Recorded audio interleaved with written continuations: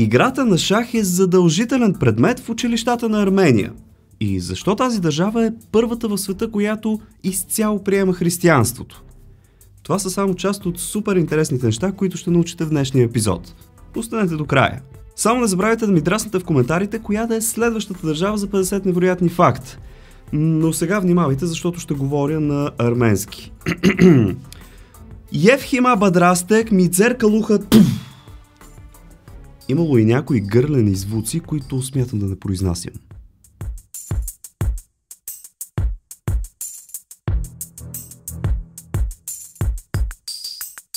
Макар Република Армения да е разположена в Югозападна Азия, тя постоянно е считана за част от Европа. Причината за това е, че от 1922 до 1991 година тя е част от СССР. И за това в държавата 80% от населението говорят и руски. Площта на Армения е 29 743 квадратни километра, което я прави горе-долу 4 пъти по-малка от България, и само 5% от това е вода. Държавата няма никакъв излаз на море и по-голямата част от територията ѝ е планинска. Имат си топло лято, но пък и доста продължителна студена и снежна зима. Тези 5% вода са главно благодарение на езерото Севан, което е наистина огромно, като море, и е разположено на почти 2000 метра надморска височина. Това е и най-популярната дестинация за релакс и почивка на арменците. Населението на Армения наброява около 3 милиона души, като най-интересното е, че 97% от тях е коренно, т.е. нямат много етноси. Арменците пръснати по света обаче са над 8 милиона души, т.е. те са повече навън, отколкото в собствената си държава. Главната причина за това е арменският геноцид през 20 век, но за него ще говорим след малко. България се оказва особено популярна сред арменците, търсещи нов живот в чужбина. И тук си имаме доста големи съсловия, особено в Пловдив, но и в други градове. 99% от фамилиите, завършващи на Ян, които чувате сигурно всеки ден, са с арменски корени. Столицата на Армения, Ереван, е с население от 1 милион души и е един от най-ранно създадените градове. Той е предшественик дори на Рим. През 2018 година отбелязаха 2800-ният рожден ден на града. Повечето стари постройки там са направени от вулканична скала с розов оттенък. И оттам идва прякорът Розовият град. Едно от нещата, с които държавата се гордее, е нейната образователна система, която попада сред 10-те най-добри в света. Процентът на грамотност на арменското население е 99,4%. което я поставя на 12-то място в света по този показател. Само за информация, България в момента се намира на 50-то място в тази категория.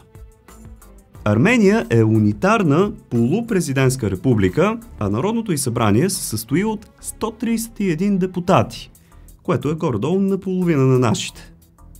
Армения, скъпи приятели, е наистина много древна държава.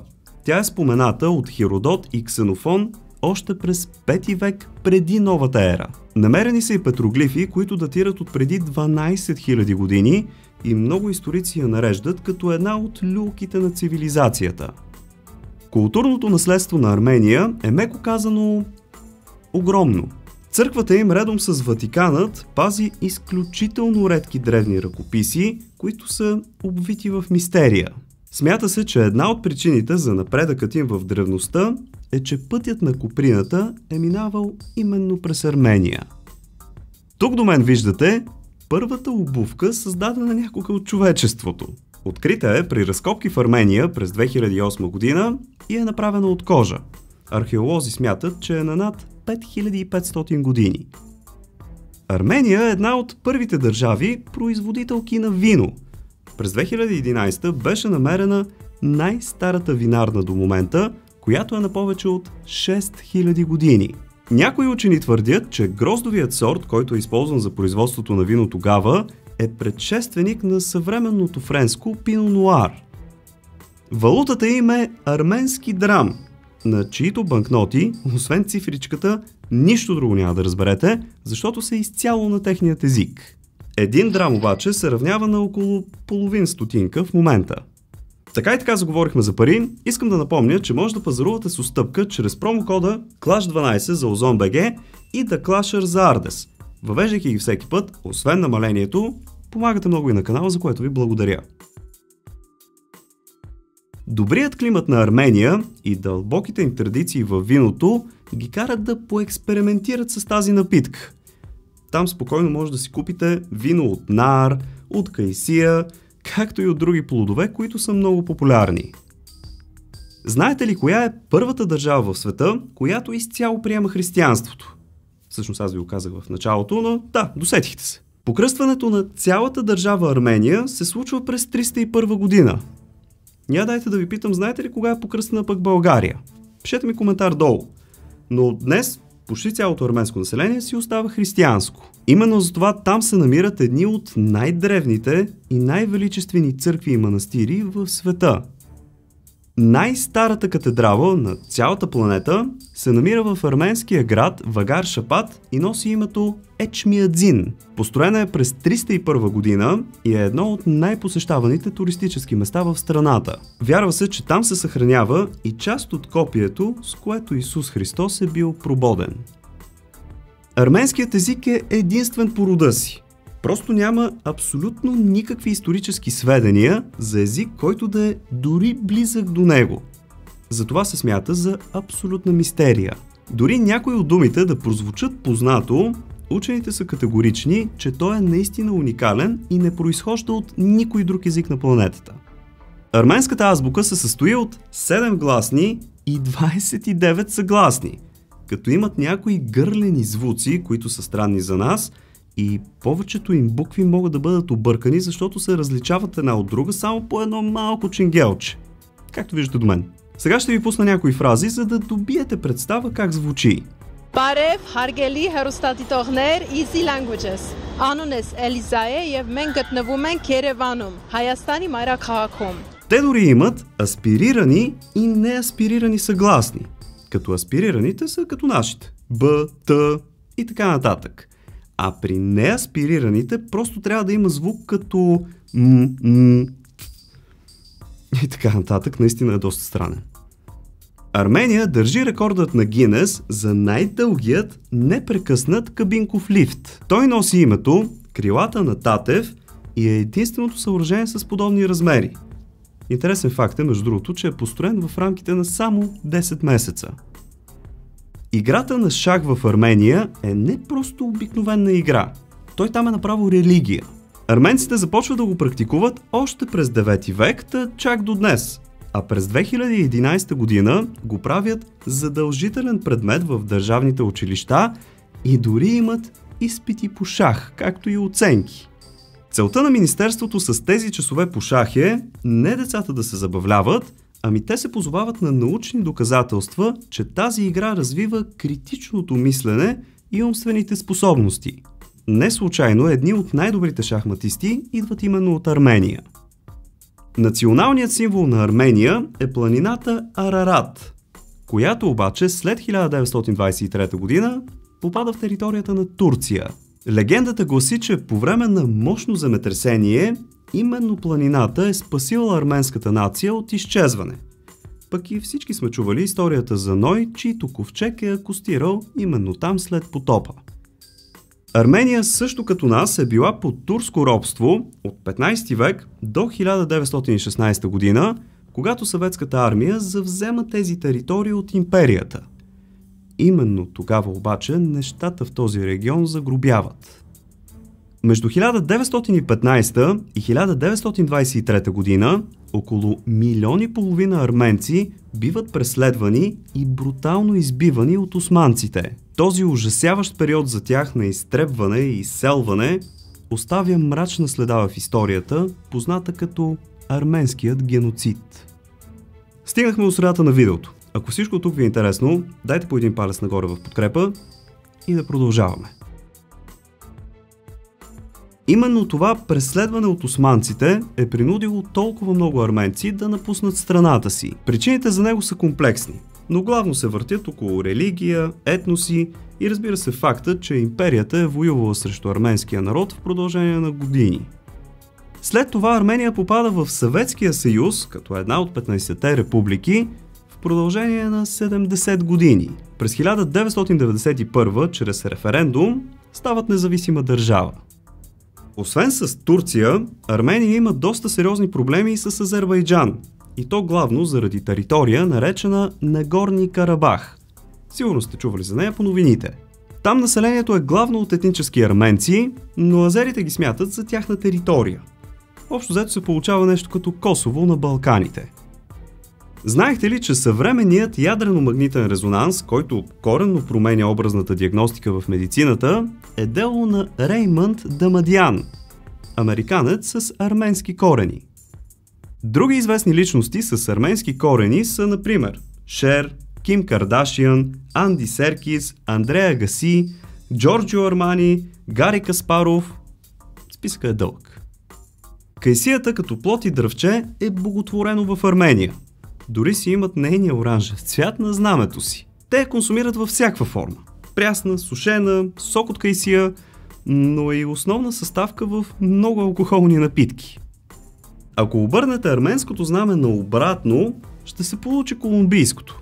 Нали, с малко по-тясна лента. По време на един свой концерт в Азербайджан, напомням, които мразят арменците, колумбийката Шакира, неволно или не, обръща своя национален колумбийски флаг наобратно, ставайки арменски, което предизвиква невиждан смут в публиката. В Армения дори в наши дни може да видите страшно много лади навсякъде. Допреди 30 години 1/2 от всички автомобили в страната са били именно Лада. Хората до ден днешен си ги карат, оставайки жив спомена за Съветския съюз. Арменската кухня е изключително богата и разнообразна. Едно от най-популярните ястия там, което се приготвя дори и при специални поводи, е хоровац. Това е вид барбекю от говеждо, свинско, телешко, пилешко, че дори и риба. Всички от вас обаче най-вероятно са чували за лавашът. Онзи тънък хляб, който ако е пекнат на момента е просто... Нямам думи. Той не напразно е включен като културно наследство в списъка на ЮНЕСКО. Още по-интересна, между другото, е самата процедура на приготвянето на лаваша. Той се прави от брашно, вода и сол. Нищо особено. Но специфичното при него е, че се пече на специална цилиндрична глинена пещ, наречена тандур, разположена под земята. Благодарение на тази техника, лавашът може да се съхранява и да се консумира с месеци наред, без да мухляса или да се развали. Ако постоянно искате да научавате такива интересни факти, то абонирайте се за канала. Или пък си вземете някои от книгите ми, най-новото от които е 50 невероятни места в България. Линкчета към всички тях може да откриете долу в описанието. Благодаря ви!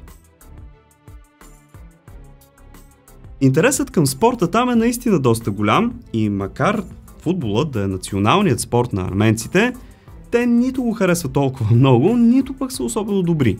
За сметка на това пък имат много сериозни традиции в борбата и в вдигането на тежести.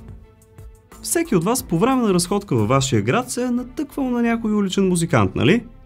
Това няма как да се случи в Армения, защото след определен час свиренето на какъвто и да е музикален инструмент е абсолютно забранено със закон, а глобите са доста солени.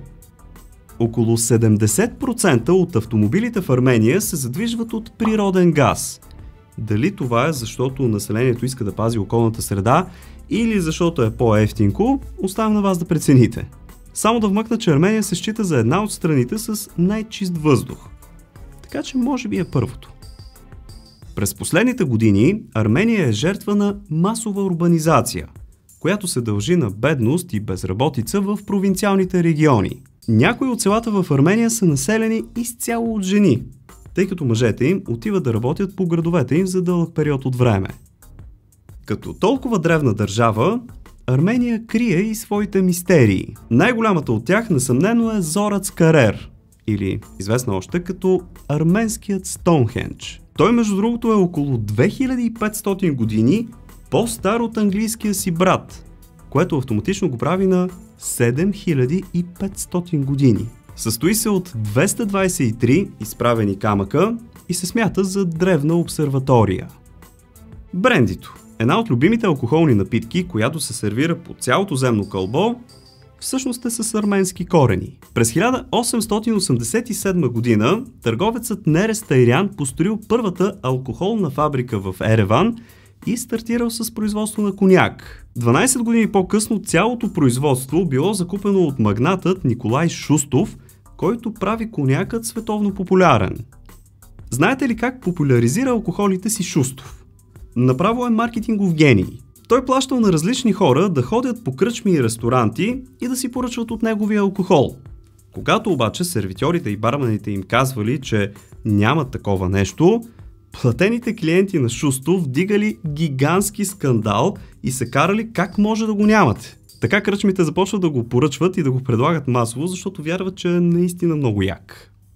Когато стане дума за лична сигурност и безопасност, Армения е сред първенците по слаба престъпност. Има си, разбира се, дребни кражби и джебчийство, но нищо съществено. Между другото, има страшно много полицаи, които патрулират денонощно. Една от топ атракциите на Армения е манастирът Гегард. Първоначално е създаден като издълбано в скалата помещение още през 4 век. Знаехте ли, че първият учебник с задачи по математика е създаден през 6 век от Давид Непобедимия? Изобщо не се шегувам, но това е име на математик в Армения. Арменският е сред първите езици, на които е преведена Библията. Този ръкопис се счита за един от най-древните преводи на свещената книга и се пази в Матенадара. Това е едно от най-големите хранилища за древни ръкописи в целия свят. Говори се, че дори се съревновават с Ватикана по значимост на предметите, пазени там. Също като някои села и градчета в България, Армения има места, които са тотално окупирани от щъркели. Местните дори помагат, като поправят гнездата на птиците преди връщането им от Африка. Говори се, че арменците не напомпват цените си специално за туристи, посещаващи държавата им. Сега, аз не съм ходил там, но ако някой от вас може да сподели дали тази информация е вярна. Арменците се славят като топли и весели хора, които си споделят всичко и физическият контакт за тях е окей. Има естествено някои стереотипи, като например, че са доста стиснати, но това разбира се си е до човека. Завършваме с някои спиращи дъха гледки над планината Арарат, която местните боготворят, но така и така не могат да достигнат лесно. Висока е 5137 метра и е наистина величествена. Това е за днес, приятели. Дайте по един палец нагоре, ако видеото ви е харесало, и не забравяйте, че може да ударите едно дигитално рамо чрез бутона Thanks, който се намира някъде ето долу. Абонирайте се супер лесно за канала от кръгчето с моята снимка, ето тук горе, пък и не забравяйте да тряснете една камбанка, в случай, че искате да получавате известия, когато кача нещо ново. В случай, че сте любопитни и искате да запълните свободното си време с други знания и факти, бързо цъкайте на някой от тези двете видеа тук. Благодаря ви, че за пореден път бяхте с мен. Чао! И до нови срещи!